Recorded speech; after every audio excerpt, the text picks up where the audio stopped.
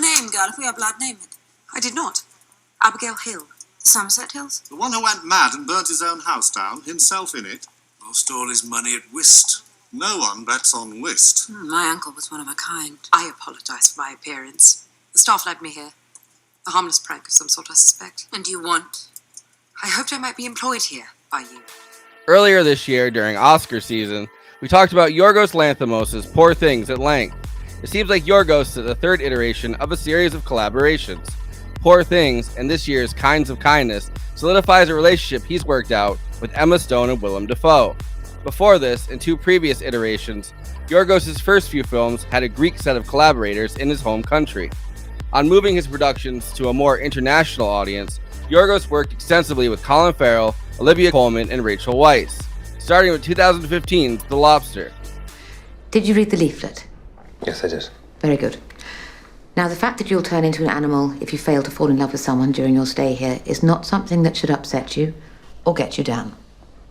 Just think, as an animal, you'll have a second chance to find a companion. But even then, you must be careful. You need to choose a companion that is a similar type of animal to you. Tonight's film interestingly stands at a crossroads between that second and third collaboration. It's where Yorgos began working with many of the people who would work on Poor Things. We're going to talk about the 2018 historical period black comedy, The Favourite. Dearest Queen, you are mad, giving me a palace. It is a monstrous extravagance, Mrs. Morley. We are at war. We won! Oh, it is not over. We must continue. Oh, I did not know that. The first film collaboration between Emma Stone and Yorgos Lanthimos. That also stars Rachel Weisz and Olivia Colman. It's also the first collaboration between Yorgos and Tony McNamara, who would co-write the screenplay for Poor Things. And the first collaboration between Yorgos and the cinematographer Robbie Ryan, who is probably best known for his collaborations with the British socialist director Ken Loach. Ken Loach is 87 now and has slowed down after breaking the record for most films in the main competition at Cannes. Robbie's cinematography gives both The Favourite and Poor Things an interesting, distant, otherworldly feel, unafraid of using things like fisheye lenses, which may have fallen a bit out of style after being overused in the aughts. The beginning of the process for Poor Things, me and Yorgos tested an awful lot of lenses. We had one day where we tested over 50 lenses, I think, 40 or 50 lenses, and like loads of different kind of varieties of optics. Yorgos wanted to get something that was optically very, very impossible, unfortunately, but it was to try and get a lens that was something like a 12mm lens that would zoom up to 150mm. The Favourite is a screenplay written by the first-time screenwriter Deborah Davis, starting in 1998. She had been a lawyer and journalist who became interested in the story of Queen Anne of Great Britain, who in the 18th century suffered from a near-constant stream of illnesses and maladies, and who, in a scandalous class of personalities, was subjected to a court rivalry between the cousins Sarah Churchill, Duchess of Marlborough, the ancestor of Winston Churchill, and Abigail Hill, whose family had fallen from grace due to her father's gambling. What do you think has caught people's imagination so much with this film? Yorgos. His vision is stamped all over this film in every single element of cinematography, costume, stage set, and his vision is extraordinary. The script in particular is phenomenal, and lots of unexpected quirks within it, lots of swearing. It's brilliant and very, very funny. So how did you go about writing this? Well, I found the idea 20 years ago and wrote it as a script, and it went into development in the 2000s. Yorgos came on in 2010 and he transformed it. Apparently the story was interesting enough to Winston Churchill that he wrote about it extensively in his memoirs, which is where some of the information in Deborah Davis' screenplay came from. There are allegations throughout this rivalry between Sarah and Abigail came from a romance they were engaged in with the Queen. In fact, in history, it was Sarah Churchill who made this allegation, even writing tawdry stories about the Queen and Abigail when she was spurned by the Queen, of course leaving herself out of it. While British historians are quick to claim that it wasn't actually sexual, but then again, who trusts British historians? The Favourite takes it as a given that yes, this is a love triangle between Queen Anne, Sarah, Duchess of Marlborough, and Abigail Hill. Stop it! Stop it! Stop!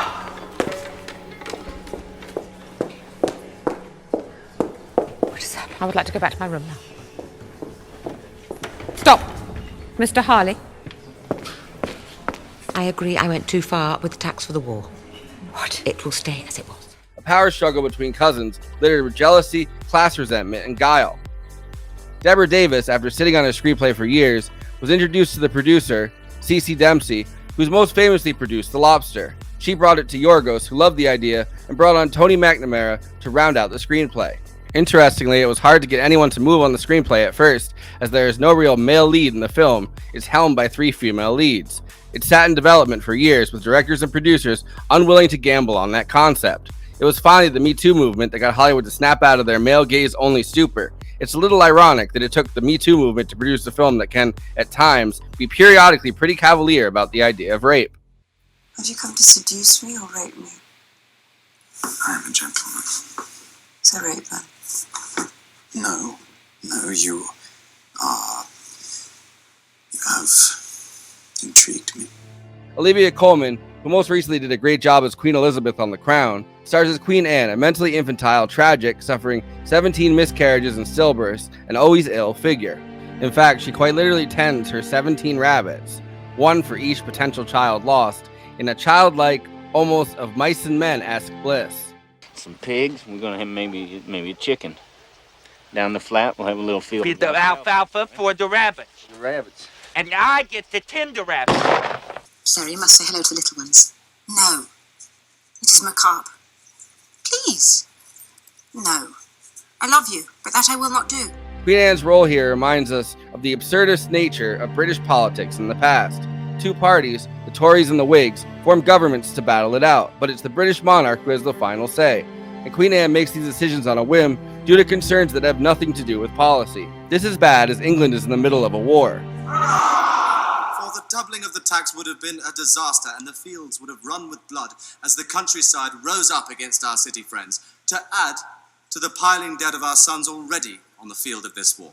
Literally could be any 18th century war, but for clarity, it's the War of the Spanish Succession.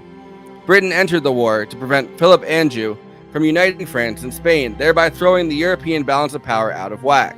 An extremely important conflict with the theater in the Americas called Queen Anne's War, or in America, one of the French and Indian Wars, which resulted in the beginning of Spain's decline as a great power, something that would have huge ramifications down the line as America replaced Spain on the world stage over a century later. And the continued expansion of the British Empire. All that to say, this is not the moment that Queen Anne should be making decisions based on a rivalry between 2 cousins. Rachel Weisz plays Sarah, Duchess of Marlborough, and Emma Stone plays Abigail Hill. The rivalry, of course, takes on a very political dimension. Sarah is representing her husband's position as the commander of Britain's troops. She's aligned with the ruling Whig Party, and therefore Abigail courts and marries Samuel Masham, one of the leading Tories. The Tories fear England's ruin if the war continues, and believes Britain can exit in a good place after defeating the French troops. The Whigs see a total victory and wish to continue fighting no matter the cost. Sarah and Abigail's eye-scratching and clawing fight for power and influence takes on these political positions, even if Abigail doesn't really care about the geopolitics. Emma Stone definitely steals the show in this film. As in Poor Things, her face is perfect for Yorgos' type of filmmaking, and as her station demands it, Rachel Weisz is remote and a closed-off figure. However, like many comedies, the physicality of Sarah's downfall is actually shown on her body. She sports an eye patch, she's thrown off a horse and dragged through the woods. Her body is forced through trauma, showing her position declining. It's high court drama, which I very much appreciated. In a supporting role, Nicholas Hoult, who I always enjoy seeing as someone who watched Skins as a teenager, plays the sidelined and too brusque to be Machiavellian Robert Harley, who leads the Tory opposition. Watching Sarah artfully and continually sideline Harley as he begs to see the Queen to make the case that the war must be ended to save the national purse. You get the picture that even as a woman in 18th century England, she's a fearsome and unrivaled political player, keeping a massive war going because her husband is the war's commander. The only cure to her style of political dominance is an aggressively non-political, personal grudge match from her constantly disrespected cousin, which takes on a political dimension as Abigail sees the hapless Masham as a ticket back into the English nobility. There is ultimately a great irony in this brutal cage match, where the questions of economy, war, and politics are left up to which cousin can seduce, flatter, and nurse the Queen the smoothest.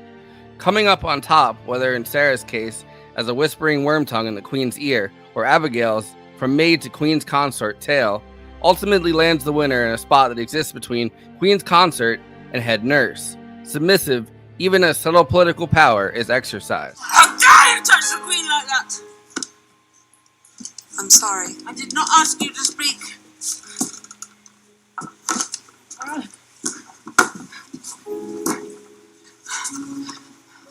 Rub my leg.